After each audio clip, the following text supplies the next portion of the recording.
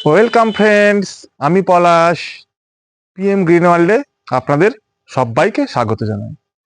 তো বন্ধুরা, আজকে আমি চলে এসেছি এই ডিসেম্বর মাসের সবচেয়ে গুরুত্বপূর্ণ একটি ভিডিও নিয়ে।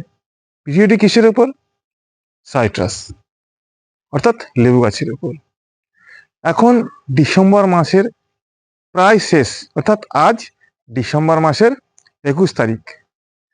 আপনাদের যাদের ছাদ বাগানে বা আঙিনা বাগানে সাইট্রাসের গাছ রয়েছে বিভিন্ন প্রজাতির, তো নিশ্চয়ই আপনারা তার কিছু পরিচর্যা করছেন। যারা যারা এখনো পর্যন্ত ডিসেম্বরের পরিচর্যা, অর্থাৎ আগামী বসন্তে যে আপনি আপনার লেবু গাছগুলিতে যে বিপুল পরিমাণে ফুল ও ফল আনবেন, তার পরিচর্যা যদি না করে থাকেন, কাইন্ডলি আজকের ভিডিওটি কিন্তু আপনার কাছে খুবই প্রয়োজনীয়। তাহলে দেখতে থাকুন আজকের, অর্থাৎ আগামী বসন্তের গুরুত্বপূর্ণ ভিডিও, যেটি লেবু গাছের ওপর। তো ইতিমধ্যেই আপনারা আপনার লেবু গাছগুলিকে নিশ্চয়ই প্রুনিং করে দিয়েছেন এবং যেসব ফলগুলি ছিল সেগুলি কিন্তু আপনারা হারভেস্ট করে নিয়েছেন। যদি না করে থাকেন তাহলে কিন্তু কোনো গাছেই আর ফল রাখবেন না, তাহলে কিন্তু সেই গাছটিতে আপনারা আগামী মরশুমে ফল নাও পেতে পারেন, বা পেলেও সংখ্যায় খুবই কম পাবেন। আজকের ভিডিওতে আলোচনা করব যে সাইট্রাসের অধিক পরিমাণে ফল আনার জন্য বা অধিক পরিমাণে ফুল আনার জন্য আপনি কি কি করবেন এবং কি কি করবেন না। তো শুধু তো কাজগুলি যেগুলি করব সেগুলি করলে হলো না, তো কিছু বাধাও রয়েছে যেগুলো একদম আমাদের করা যাবে না। প্রথমে একে একে আলোচনা করব আপনার সাইট্রাসের গাছগুলিতে আপনি কি কি করবেন। তো ইতিমধ্যে আপনারা এতে কিন্তু ভারী খাবার দিয়ে দিয়েছেন। তো এখন আপনাদের কাজ হবে যে প্রথমে, নাম্বার ওয়ান, প্রথমে প্রত্যেকটা যে সাইট্রাসের স্বাস্থ্য পরীক্ষা করতে হবে আপনাকে। তো স্বাস্থ্য পরীক্ষা বলতে কি বোঝায়? আমাদেরকে দেখতে হবে যে গাছগুলি ফল নেয়ার পর কি অবস্থায় রয়েছে বা তার স্বাস্থ্য কিরকম রয়েছে। যদি স্বাস্থ্য ভালো থাকে তো ঠিক আছে, কোনো অসুবিধা নেই।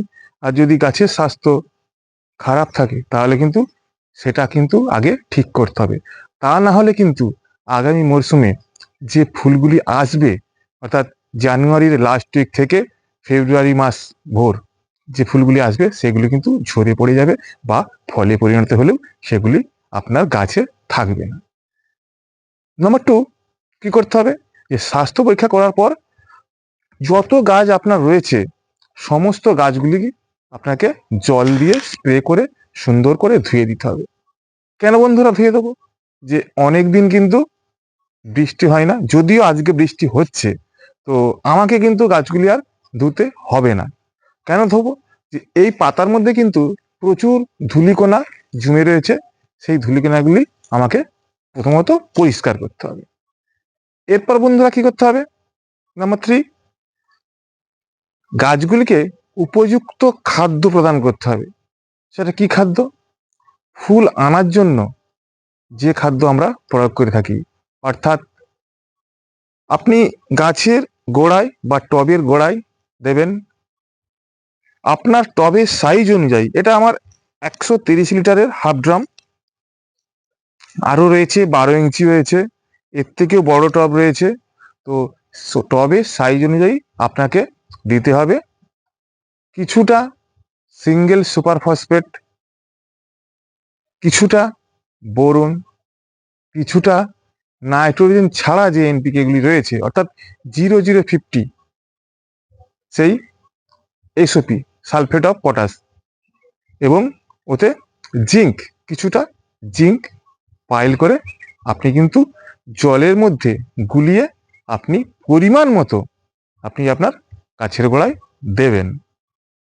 আর সঙ্গে সঙ্গে কি করতে হবে বন্ধুরা? যে বোরন, জিঙ্ক, এসওপি অর্থাৎ 0050 পটাশ আপনি স্প্রে আকারেও কিন্তু গাছে সুন্দর করে স্প্রে করে দেবেন। এরপর বন্ধুরা পরের পয়েন্ট কি করতে হবে, যদি গাছের স্বাস্থ্য খারাপ থাকে তাহলে কিন্তু আপনি যে কোনো অনুখাদ্য, সেটা সি উইথ এক্সট্রা হতে পারে বা বায়োভিটা এক্স বা মোমোমিন, যে কোনো একটি অনুখাদ্য আপনি তার 3-4 দিন পরে আপনি গাছে সুন্দর করে স্প্রে করে দেবেন। এরপর বন্ধুরা আপনারা কি দেখবেন, যদি দেখে থাকেন গাছে কোনো রকম পোকামাকড়ের উপদ্রব রয়েছে, যেমন যদি জাপ পোকা বা সাদা মাছি এই জাতীয় কোনো পোকামাকড়ের উপদ্রব থাকলে আপনি কিন্তু এই যে এটা কি ইমিডাক্লোরোপিড 17.8 এই গ্রুপের কোনো ঔষধ বা ইনসেকটিসাইড আপনার আপনার ঔষধের শিশিতে যে ডোজ বলা থাকবে সেই ডোজ অনুযায়ী আপনি কিন্তু গাছে স্প্রে করে দেবেন। আর যদি লেদা পোকা বা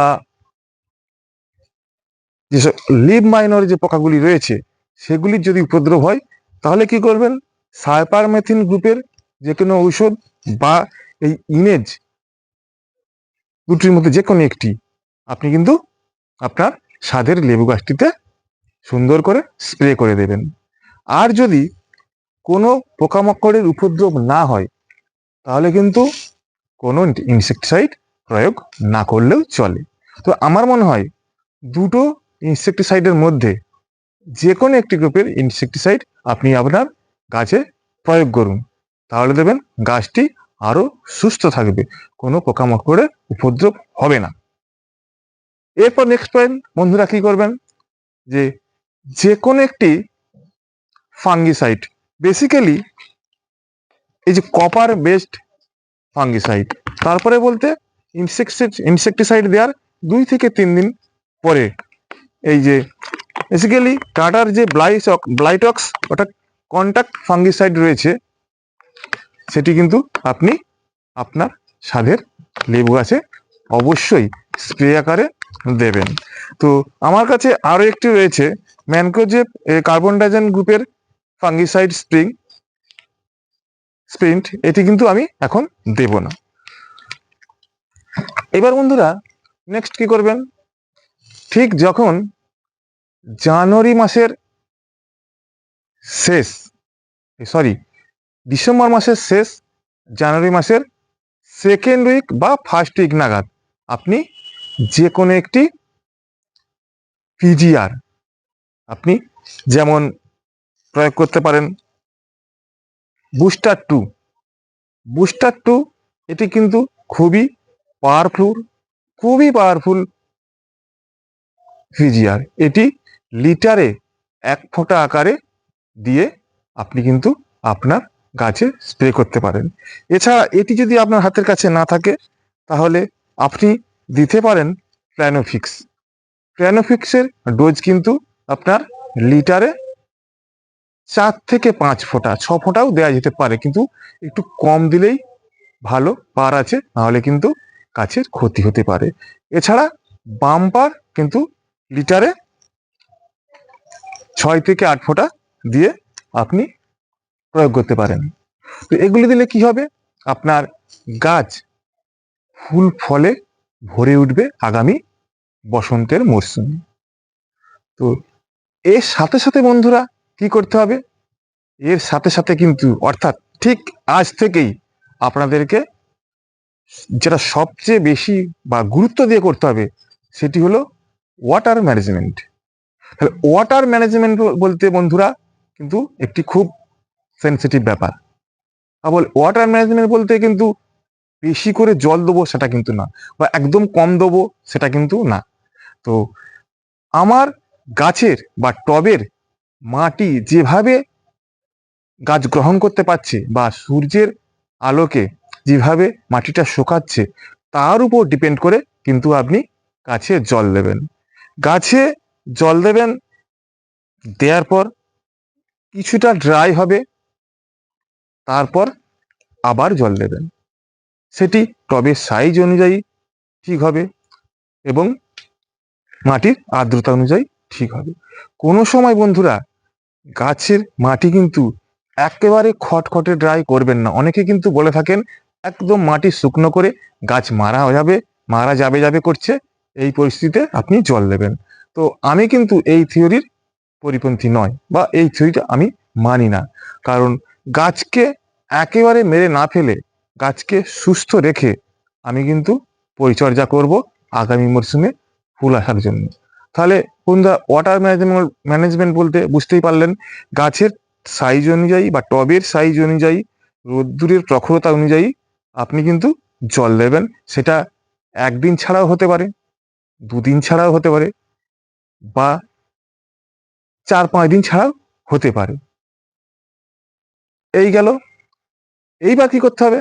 নেক্সট পয়েন্ট, আপনার সাধের লেবু গাছটিকে কোনো সময় কিন্তু আপনি ছায়ার মধ্যে রাখবেন না।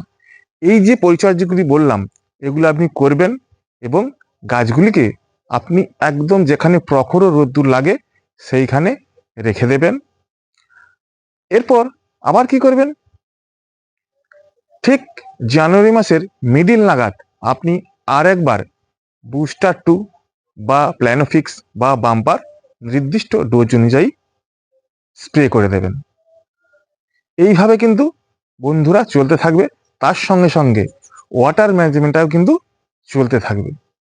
এইবার বন্ধুরা আপনাদেরকে বলি কোন কোন কাজগুলো আপনারা করবেন না, বা যে কাজগুলি করলে আপনাদের সাধের লেবু গাছে আগামী মরশুমে সেইভাবে ফুল আসবে না বা ফুল কম আসবে, এলেও কিন্তু তাতে ফলন কম হবে। সেই কাজগুলি হলো বন্ধুরা, কোনো সময় আপনারা আপনাদের লেবু গাছগুলিকে ছায়ার মধ্যে রাখবেন না, পূর্ণ সানলাইটে রাখবেন। নাম্বার 2, এই সময় ডিসেম্বর মাস এবং জানুয়ারি মাসে কোনোভাবেই বেশি নাইট্রোজেন যুক্ত খাবার গাছে একদম প্রয়োগ করবেন না। নাইট্রোজেন যুক্ত খাবার গাছে যদি প্রয়োগ করেন তাহলে দেখবেন এই লেবু গাছ যখন ডিসেম্বরের ডরমেন্সি কাটিয়ে উঠেছে তখন যে ফুল ও পাতা নিয়ে আসে তখন কিন্তু আর ফুল হবে না, শুধুমাত্র পাতা হবে এবং বড় বড় ডালের সৃষ্টি হবে। তাহলে নাইট্রোজেন যুক্ত খাবার বলতে সাধারণত কোনগুলোকে বোঝায়? বেসিক্যালি সর্ষের খোল পচা জল, এটা আমার মনে হয় না দেওয়াই ভালো। এছাড়া শিংকুচি একদমই দেবেন না। আর কি, যেটা কিচেন ওয়েস্ট, যে যেটা লিকুইড আমরা তৈরি করি বাড়িতে, সেটা দেবেন না। এবং গোবর সার, গোবর সার তো একদমই দেবেন না। এছাড়া আর কি, অনেকে গাছে ইউরিয়া দিয়ে থাকেন বা ডিএপি দিয়ে থাকেন, এগুলি কিন্তু একদমই দেবেন না।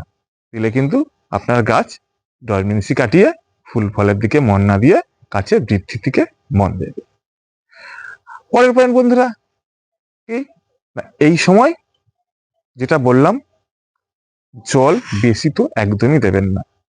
নেক্সট পয়েন্ট বন্ধুরা কি, না এই সময় আপনার গাছগুলিতে যেসব পিজিআর প্রয়োগ করবেন তো আগে বললাম, কিন্তু মিরাকুলান একটু পিজিআর, সেটাও কিন্তু পিজিআর, কিন্তু মিরাকুলান কোনোভাবেই দেবেন না।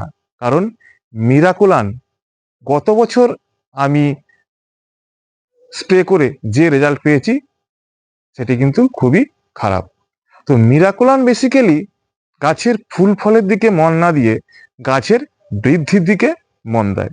তাই বন্ধুরা মিরাকুলান কিন্তু একদমই প্রয়োগ করবেন না।